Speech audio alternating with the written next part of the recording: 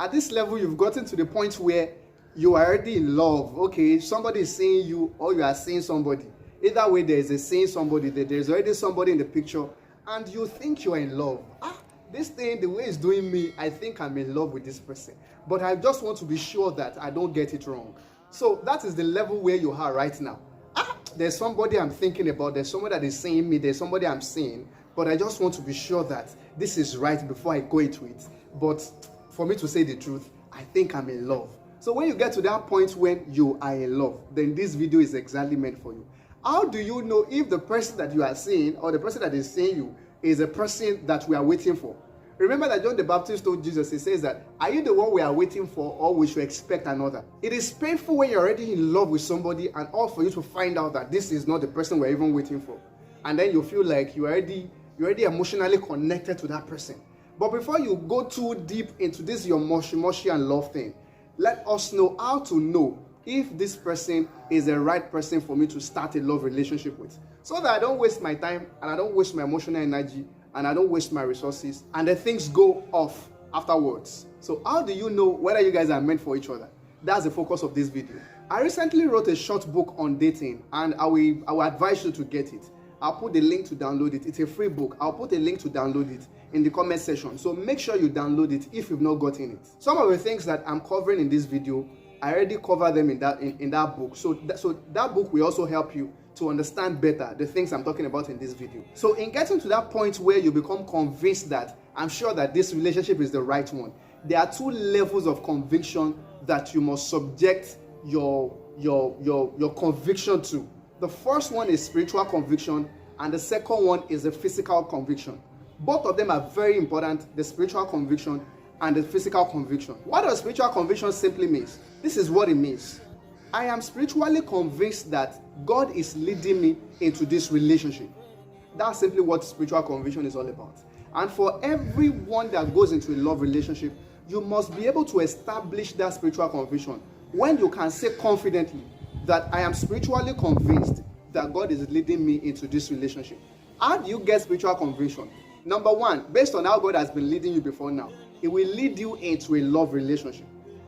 Whether it is peace of mind, you see it in the scriptures, you have a vision, you have a dream. But remember, whatever vision or dream or prophecy you hear, whether you just waking up and then you hear one voice clear in your left ear, whether you're a male or a female.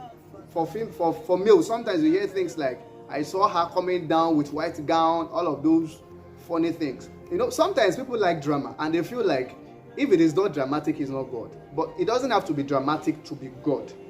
It doesn't have to be dramatic to be God. But based on the way God has been leading you before, which must be backed up with God's word, God will lead you into a love relationship. And that's the first level of spiritual conviction. The second level of spiritual conviction is confirmation from godly authorities.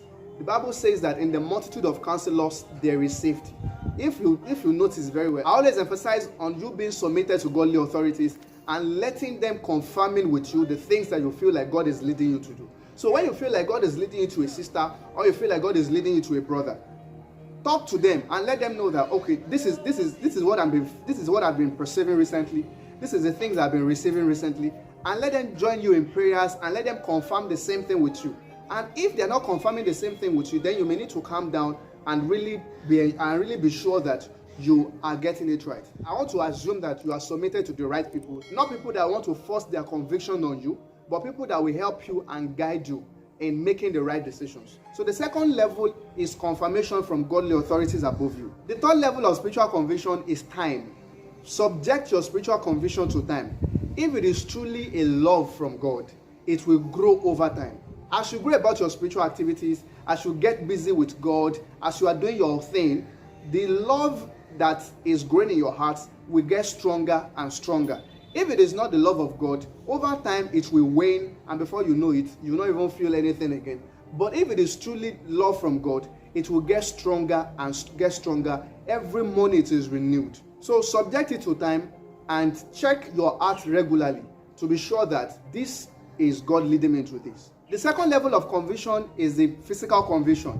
Having done your assignment, you've prayed about it, you've talked to your friends, you've talked to your spiritual leaders, they've confirmed it, you've subjected it to time, the love grew more, and you feel like, I'm 100% sure that at this point that God is leading me. Then the second level of conviction, which can run concurrently, is the physical conviction. I have observed this person and I have come to the conclusion that we are compatible and this relationship can work. So having done your assignment spiritually, how do you get to that level where you are physically convinced? The first thing is that you should study the person from afar.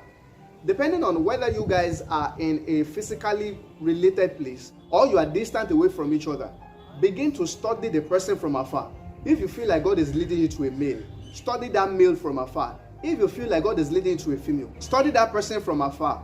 And while studying the person, you begin to check your heart. Am I sure that I can really work with this person based on the things I'm finding out about this person? So the second one is to do your background check. How do you do that? Talk to the person's friends. Talk to the person's family members. Talk to the person's pastor. Begin to talk to people that you feel like this person has a strong influence on this person's life. And begin to just directly or indirectly find out from them, depending on your level of relationship with those people. You can ask them, okay, what do you think about sister this? What do you think about this brother? I think recently I'm beginning to pick some things around this sister. What do you think about this sister? And in doing your background check also, check social media. Thank God for the days of social media, except for people that are not very active on social media.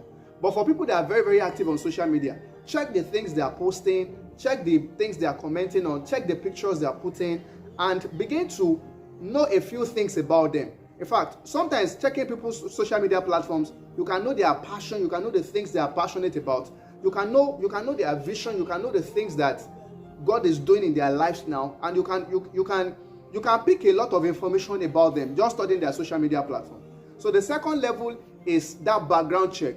When you are talking to your pastors, if both of you attend the same church, you can talk to your pastor. Sir, I think God is leading me to so sister. Oh, wow, this sister is this sister is that. They can give you some more information, and then they can also confirm with you. So begin to carry out your observation on all these levels. Number 3, get closer. Remember, you don't start by jumping at the person and saying, God say you are my wife, God say you are my husband. Don't do that. That's too crude. So the third level is that you get closer to the person. Just initiate friendship with the person if you are not already friends. Hi, how are you? How are you doing? Just look. You know these things now. You initiate friends. And it doesn't have to be male to female. Females can initiate friends with a male. Initiating friend does not mean that I'm showing myself cheap. It doesn't mean that I'm showing that I'm desperate for a relationship. You can initiate friends. I've had some female friends that they were the one that initiated the friendship, whether directly or indirectly, and then we made good friends. And there are times when I'm the one that also initiates it. We may meet at a conference, and during the lunch time, you just carry your food and then go and sit down with the person. Or maybe you're in the same department in the church, and then you begin to connect from there. You exchange phone numbers.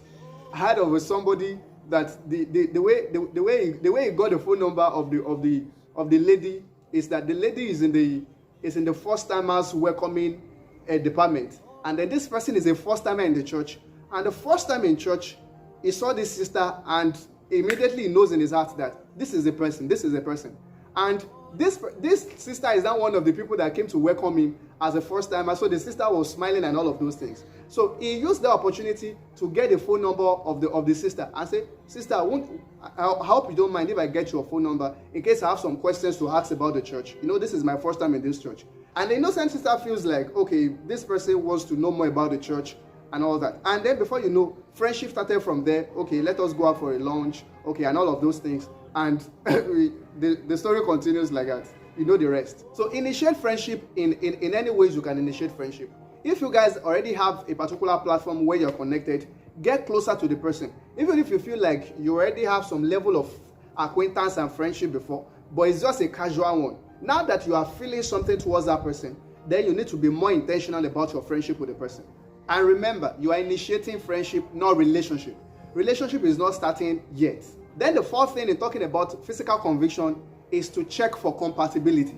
I've done a video previously on compatibility, so I will put the link in the description button. And remember, if you've not subscribed to this channel, make sure you subscribe. There are wonderful videos that you don't want to miss out on.